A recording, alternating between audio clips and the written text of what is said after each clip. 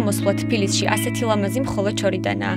სანამ ალიონის სიმყუდროვეს ცოცხის რიტმული ხმა დაარღვევს დედაქალაქის ქუჩების სანაგვე ყუთებს აცდენილი სიგარეტის ნამწოვებით, ქაღალდის პარკებით თუ სხვა საყოფაცხოვრებო ნაგვითაა ამოფენილი. მეეზოვეების სამუშაო დღე ყველაზე ადრე იწყება. ამ პროფესიის ადამიანები დილის 6 საათიდან ქუჩებს წინადღის დაგროვებული ნაგვისგან ასუფთავებენ. საქართველოს მოსახლეობას მინდა რომ ვთხოვო რომ დაგავს, ნუ დაყრის ფანჯრებიდან, ნუ გადმოყრის და ყველამ ერთად დავიცვათ სისუფთავე. რასაც მეეზოვის ცოცხი ვერ მისწვდა, ასე გამოიყურება.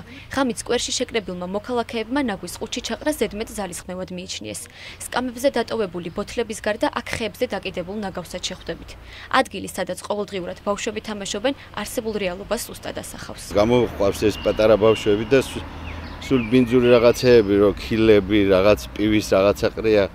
დაბლა გეგე და უყურადღებოთ ვარ ძალიან. ხალხმრავალ ადგილებში დასუფთავების სამსახური მორიგეობს.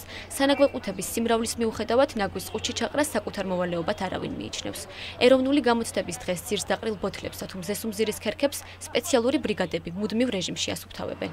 მოქალაქეების თქმით, კანონი გარემოს დაბინძურების კუთხით აღარ მოქმედებს. ჯარიმები უშუალოდ არის, მაგრამ არავინ არ უწევს. ჯარიმები ისევ თორე სხვა არა.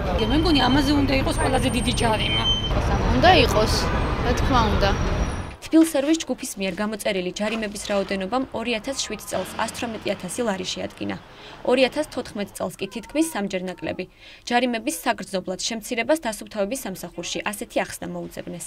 ეს არის საკმაოდ შემცირებული იმის გამო, რომ პიროვნებები და ორგანიზაციები უფრო ნაკლებად არღვევენ ამ თუ მოქალაქეები კანონს ნაკლებად არღვევენ, მაშინ გაუგებარია თუ ვინ ყრის ქუჩაში ნაგავს. ქვეყანაში მსგავსი ფაქტების არსებობა გარკვეული ნაწილი სამოქალაქო პასუხისმგებლობის დაბალ დონეზე მეტყველებს. პრობლემების მოგვარების ერთადერთი გზა კი გამკაცრებულ სანქციებშია.